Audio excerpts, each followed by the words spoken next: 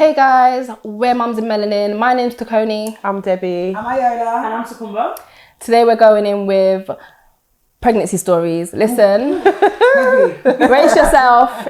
It's heavy, but here we go. T, go on, give it to us. Mate, okay, so this is my first son. He's 3 years old. It was a bumpy ride. Like, first trimester, nice and easy, no problems. I had a boy. You know they say that boys are fine. I don't know. He didn't stress me. I didn't stress him. Good. It was fine. No problem. But in my 12-week scan, they were like, oh, you know you have like a big fibroid like by your uterus. And I'm just like, oh, do I? How would I know before? How would anybody know? No, I knew what they were, kind of. Well, you hear it. And you don't have any like symptoms. symptoms? So, in church? all the time. Testimonies. Yeah. Okay. So I knew it was kind of linked to infertility, but I didn't know anything other than that. You had anything. Yeah. And you don't have any symptoms, nothing that... No, not that I thought was different. You know what I mean? yeah. So I didn't know. No, I didn't know. So, but yeah, I had a 12-week scan. And yeah, they said you got the fibroids. And then, yeah, pregnancy progressed. Then I think I had a scan, I think the 5-week scan, the sonographer. Yeah. So I had the five months. 5 months. Yeah. 5 months. 5-month scan to find out the sex. And they were like, oh, he's measuring a bit small. We're going to now refer you. So they referred me to fetal medicine. And that's when you're now being seen by a consultant, right? And the consultants, their chest is high, right? They're very important. You're asking some more questions. You're a G with the big boy. As in, I'm asking you questions and you're looking at me like, why would you ask me something? That's the look you're getting. You're not saying it, but that's the kind of, do you know what I mean? Anyway, fine. So I now have my scan with the consultant and she's like, oh, your son's measuring a bit small. And they booked me in for like 17 more scans. So I was coming very frequently for scans, which is good because you get to see baby more. Do you know what I mean? But as the scans are going, again, he's growing, but it's kind of at a slower rate, so he's still quite small. So we're getting into like the 30 weeks, and I go for a scan, and she's checking everything. She's like, oh, I think there's something wrong with his left hand. Okay. But guys, that's a story for another day. We'll get into that another time. So, but do you know what I mean? So that was even like shock one. There was a tear from my eye. Do you know what I mean? Then they started talking to me about Paralympics. Did they really? Yeah. And I think it's people's default. Do you know what I mean? Oh, there's someone on Dancing with the Star, you know, that's missing a limb, and they do this. I hear it so often. They're not giving you a chance. Okay. To even process it. But to be honest, the way the consultant did, we're going on a tangent. Yeah, okay, guys. Yeah, that's another video, guys. We'll go into that another time. But basically, so around the 30 weeks, so apart from his left hand being different, they were like, he's measuring a bit small, and then it got to like 32 weeks, and she's like, yeah, I think we need to kind of get him out quite soon, but we'll bring you in often to see. So again, at this point, I'm coming in often. My baby shower's at my 35th week, so I'm trying to make it to that because, you know, we need to party, we need to celebrate, do you know what I mean? Like, this is your first kid, you want it to be magical. So fine. We end up making it to the baby shower, 35 weeks. My husband flies out to New York. I come in for a scan.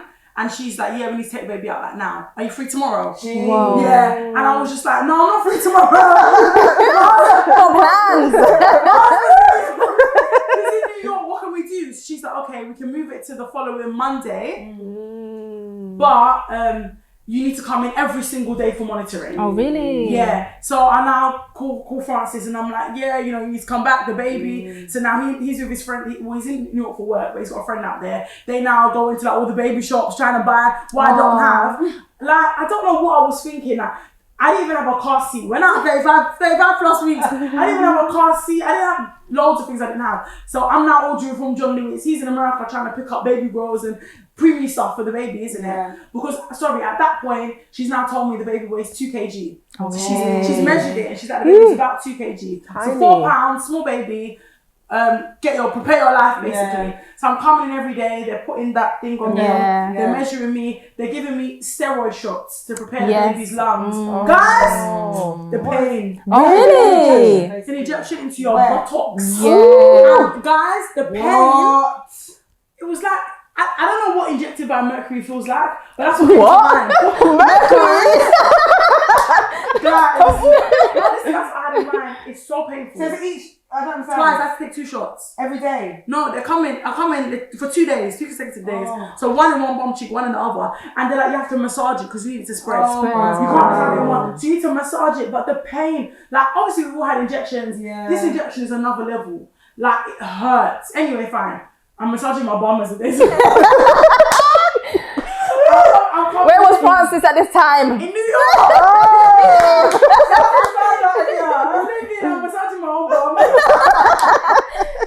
Then now I'm checking everything, checking the fetal movements, all of that. I'm coming in every day, and you know everything's okay. So now the baby's due to come on Monday. So they are coming in the morning. They roll you in. Obviously, you're trying to make it. I guess with anything, innit? But things may not go as planned, but you try and make it as fun as possible. Yeah. So when he's in his scrubs, I'm in my screens, we're taking pictures, you know, trying to enjoy it. We've got a playlist made up as well. So, you know, we're just trying to kind of enjoy the moments. They rule me in now, and you've got the trainee doctor trying to put my my spinal or my epidural in. Oh. Just jabbing me and Jabbing. jab. Oh, Just shit. jabbing me Oh, anyhow, boy. As in, it's not running, but fine. We move. I guess the head anaesthetist comes in and she does it one time. You know that? Yeah, straight. Yeah. One Of course. time and it's fine. Of course. Fine. They put me under. No, they didn't put me under. They put it in my back. So they epidural. run me. Obviously, they lay you out on the chair. They put in all the bits. I won't go into detail. But they were really nice, actually. Now I think about it, every person in the room introduced themselves to me and told me what they were doing. They tried to put me at ease. They had my music playing. Good. So, you know, you've got the gospel pumping. You're trying to set the tone, you know, because I've never had an operation before. So I was a bit nervous, but I was trying not to be nervous. Yeah. Because I think they say that 1 in 4 births are by cesareans. You're trying to think, okay, millions of women around the world have had this procedure. Yeah. They've been fine. You too, you'll You're be gonna be fine. fine. Yeah. You have to suck yourself up. Suck yourself up, fine. So they now do it. Within 30 minutes, they've already opened me up. They brought out the baby. Francis is here. Yeah, oh sorry. He's not a Yankee, guys. He's black now. My husband is obviously there by my side. Yeah. They now pulled the baby up. So as they pull the baby up, obviously I remember, oh yeah, they said his hand, isn't it? So yeah. So I'm like, Francis, how's his hand? And he's like, yeah, like chatting me. So it's like, okay, cool. Like his hands, we work with that, isn't it? It's our child. So he's now born. You can see that he's just tiny. They put him on my chest. The guy's back here. His whole body, he's just on my chest. I'm lying flat. He's just on my chest. Like we're trying to do skin to skin. Oh, so I'm thinking about it. So nice. So and I'm just remembering the pictures we have as well. So do the skin to skin, fine. But they're like, they need to take him. So I had like 3 minutes of skin to skin. Then they're like, they need to take him to the NICU. He's breathing. They need to check it out, kind of thing. Fine. So they took him up to the NICU. Francis went with him. I was on the ward. I was in the theatre while they zipped me up. While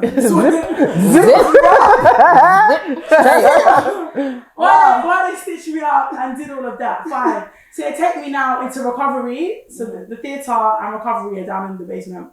But they take me to the recovery room and they, like, do you know what I mean? They talk me through. I've now got a bag for my wee and all that fun stuff in it. You know, some of you ladies know how it is. So Roman's now up in the NICU and he's being seen to. I think I didn't get feeling back into my legs until about 8 hours later. From the epidural? Yeah. So when I got the feeling back, then I was allowed to go up onto the ward. Yeah. And then I could take the wheelchair and go and see him in the NICU. So I didn't see him for a while. I was seeing him on FaceTime, but I didn't see him for a while. Then I went up to the I think he moved from the NICU actually to this Skaboo, yeah. Special care baby. Yeah. So he's got a nurse out here. Exactly. So he was already graduating, so I was quite happy about that. You know, I was now needing less support. So I was going back and forth from the ward to go and see him. Then that was, I guess, the first day. By the second day, they said, okay, you can come out of the special care and be with us. So he's now with us. We're in a room on the ward. They had the room free. So we're now in the room. People had come by, like, you know what I mean? It was very nice seeing friends and family. They'd come to see the baby, they'd left, it was nice. So now it was me, my husband, and my bestie Vanessa. So Francis and Vanessa, we're now in the room with my baby Roman. And we're just kind of chilling, chatting, do you know what I mean? The fan was on because it was December, but I think the room was quite stuffy. You know, come by. So the fan was on, but again, we were just kind of chilling. And then I fell asleep, I took a nap, you know, just relaxing. Then I woke up like in a panic and I was like, oh, the room is really cold, like, do you know what I mean? France, can I have your coat? took his coat now, fell back asleep. And we switched the fan off, fell back asleep. Then I woke up later and I was like, no guys, the room is actually really cold. Like, Francis, how you feeling, Francis? Like, and he's like, oh, I'm pretty warm. But he normally runs warm, so there wasn't really much, you know what I mean? Vanessa's like, yeah, you know, I'm pretty warm as well. I think I'm fine. So then they're both like, oh, I think we should go and speak to the nurse. And I'm like, no, it's fine, guys. I think I'm just a bit cold, you know what I mean? Like, just give me another blanket, I'll be fine. They're like, no, I think we should go and speak to the nurse. Guys, you need good people. Yeah, trust. So they go and speak to the nurse now. The nurse comes in, checks all my vitals, and they're like through the roof. My temperature is up, my heart rate is up, my blood pressure is up. Nice. And they're like, oh, we think you've got an infection, you may have sepsis. So I'm like, okay.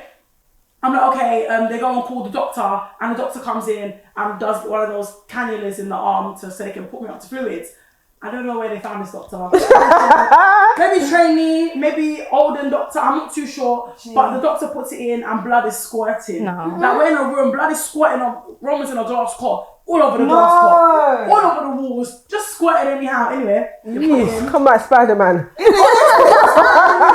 Like, but again, you're just trying to keep calm. We're even wiping the blood, trying to because there's blood. They got the nurse to come and finish Did off he the wiping. seem like nervous? Who? The doctor that was doing this. Did he seem No, like it's a woman. She wasn't nervous. she was just fine? No, So when the blood started squirting, Innit? so she just, oops. she was fine. People's But blood later is on, the blood, nurses you were know. like, "Who did this for you?" And I was like, "A doctor." They were like, "No, this is was the wrong messy. size. This is no not. We don't use these ones anymore." Wow. It's fine, That's so anyway, awkward. thank God. We need to go private. Clearly. So basically, they put the they hooked me up to the fluids. I think it has antibiotics in it or whatever. And then they take me back down to recovery, guys. So now I'm back where everything started in the basement. The basement. So literally, I'm full circle in the basement. And the thing about recovery, it's not like a ward. It's not. There's like 4 beds, and everybody that's there, they're on their way out. Yeah. They're having their babies, they're staying for a few hours, then they're going. But I was there day after day. Fine. So I'm hooked up now. I've got the BP monitor. I've got this. I've got that. I've got that. And it was just sad. Like I'm not used to being in that hospital, and I just thank God for good health because it's a lot. Like it can be so depressing. Like I was just hooked up to everything, and the toilet was a bit far. So when it's time to go to the toilet, I'm unhooking myself here. The IV bag I have to take with me because it's in my hand. So I'm taking the IV bag. I'm strolling. I haven't made it to the toilet. The toilet has already come. I haven't made it. Listen, no, Out the literally window. out the window. Okay. Out the window. Out. Out the window. And let me even tell you the killer. It's not really the killer, but it's funny. So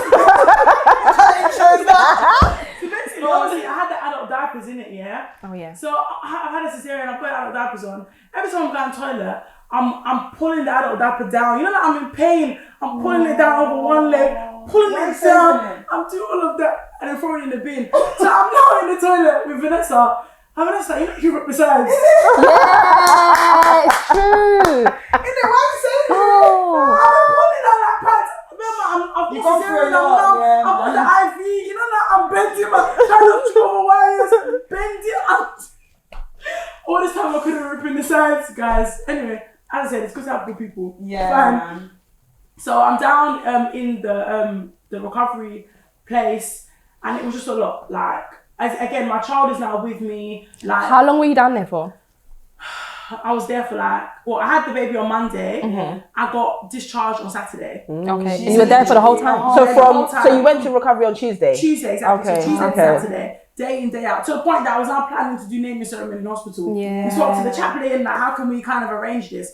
Because literally, it was just day after day, like, and my child, I couldn't care for my child. Like, to the point, let's say he wasn't even mine. Do you know what I mean? He was a baby, he was there. But it was everybody that was coming in and out that were caring for him. Like, he had the feeding tube in his nose because he was so small. And I didn't know how to do it. Like, they explained it to my husband. He tried to explain it to me for when he goes home to freshen up and get new clothes and stuff. And I couldn't retain the information. I didn't know what was going on. Yeah. They're like, test this stomach acid, something. I was just like, please, just... So they knew how to do it. They were doing it. Because I just didn't know, like, it was, the whole thing is like a blur to me. Because I was there, but I wasn't there. I was just sleeping a lot. Like, trying to obviously enjoy moments, take pictures with my baby. I don't think I'm in most of the pictures. He's in most, just him alone, in the kind of glass cot. But I wasn't really, I wasn't myself, do you know what I mean? But that's how you are when you're well. Yeah. And in my head, I just thought, okay, let me just try and get better. Thank God I've got a good support system. Do you know what I mean? My friends were looking after the baby. Francis was looking after the baby. I just thought, okay, let them just kind of do the baby. Let me get better. And I'll look after him as a mum when the time comes. Yeah. So I was just, it was just, guys. So how long was he in NICU then? Because he could come back to you. Yeah, so literally he was in the NICU the first day, and by the next day by that night he was in special care, and by the afternoon of the following day he was fine. Oh, that's good. No, it was fine. They said he was doing really well. You know what I mean? Bear in mind, though he was very tiny, he was 36 weeks, so he was just 1 week pregnant. That's interesting. Actually, you don't really think about it like that. Yeah, the size. You don't think about the fact that it's only a week. Just a week. Yes, it wasn't too far off. But yeah, it was just, it was a lot. The doctors were checking me, like, sometimes the nurses wouldn't feed me, like, do you know what I mean? Like, your sister was out here skipping meals. Skipping meals, because people don't eat there, it's not a normal ward. You just get your little toast, then you go back up to the real ward.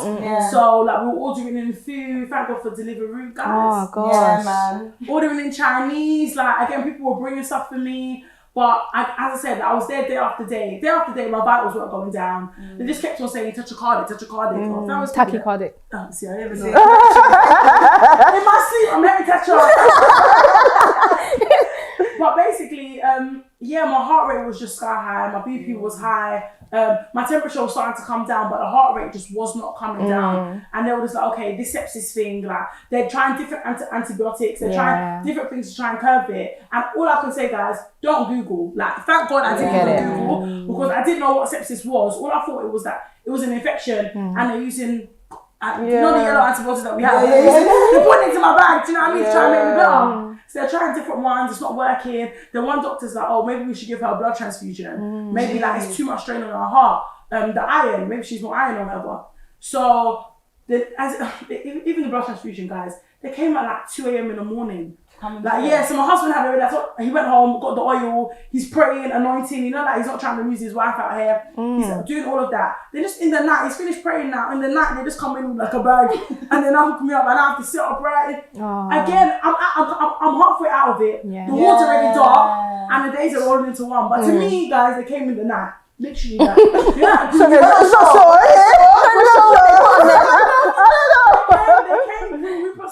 When I see Joey, Jolly Creek. They're like, can you sit up, madam? I sat up, and I had to sit up for the duration as the blood's coming into me. Anyway, but thank God anyway, because the blood transfusion brought my heart rate down. And on Saturday, do you know what I mean? I was able to go home. And I went home now. People are now coming to visit. My girl came with the food. She asked what would you like to eat? You know, we gave her a request. She came and brought it. People have come to visit, and I'm now like, I had sepsis. And that's when I'm realising what sepsis is, because the shock. People are like, my friend's dad had it and he lost both his legs. Or this person had it and they died. Or did you know? And I'm just like, mate, if I would have known, I would have still, I would have spun out. The thought of it alone. I would have unplugged it. I would have running. I've just had a baby. Do you know, my first child. I'm trying to just be happy. I'm trying to just trying to live life how you're meant to live it. Not to know that there's this thing that could possibly end the way we don't want it to end. So I'm just happy I didn't know, because it would have spammed me. But I just didn't know sepsis was what it was. 100%. And that's the reason why I feel like people shouldn't Google anything. Especially when it comes to health. Because everything leads to like cancer, death. You hear the worst things. But can I tell you, I'm an avid Googler. I'm a self-proclaimed when you doctor. At 8 a.m, you've been on the phone for 40 minutes, no one answers. What do you mean? When they say like 8 a.m, when I pull at 8, I'm 14 in the queue. I Google, and if they tell me I've got cancer, I take it with a pinch of salt. But sometimes, guys, I can't lie. You can't be out here thinking you got cancer. I'm dying. For anything. It is dangerous. If Google told me. It's bad, It's bad though, it's you really know bad. What you fear most is what happens. Yeah. So you want to kind of read yourself. But it's tough. Yeah. It's true, you can't go through to a GP. You have to be your own GP. Exactly. Yeah, 100%. So it's tough. But like, it's good to have good people around you. I thought I was superwoman. I just thought, I was just a bit chilly. Give me another blanket. But it's good to have people that will advocate on your behalf. 100%. And I will say out there, if you go and visit new mums and you see something that's quite off, just dig a little deeper, because you never know. Like with children as well, do you know what I mean? Like, you just don't know. Yeah. Like, And mums as well, like, speak up. It's okay not to be okay. Yeah, literally. Why do I feel like that's a song though? It's okay. It's okay not to be Jessie J. Hey, what's up, my girl Jessie J? Listen, it's actually okay. Yeah. Bro. Listen, if you feel anything, if you like, just always say. Like, that's my thing. Like, say, tell someone. Like, pick up the phone. If you can't get through to your GP, I get Google's like the next thing for most mums, but still, like 111's there. Yeah. It could be life or death, innit? That's literally. Thank God I was in the hospital. If I was at home, oh God, guys, there's no way I'm going back into the hospital. I sort of said, give me another blanket. Put the heating up. And that's not gonna do it. Do you know what I mean? That's the thing. You have to be the best you to be a good mother to your 100%. children. You have to look after yourself First. It's like in a plane. Do you know when they tell you to put all the safety stuff on yourself first before your child? I used to think, if I'm not breathing, how can I help you? It's so true. So you have to make sure you're your best self. You have to put yourself first, quote unquote, like just make sure you're in check so you can look after those that depend on you. 100%. It's true. Guys, listen, like, subscribe, comment, like, we want to hear from you. We want to hear your opinions. We want to hear like your feedback and your stories. Like, let us know. Speak to us. I don't want to feel alone. You're not alone. We're not alone. We know we're not alone in this. So, yeah, guys. Thanks for listening. Peace out. Subscribe, y'all.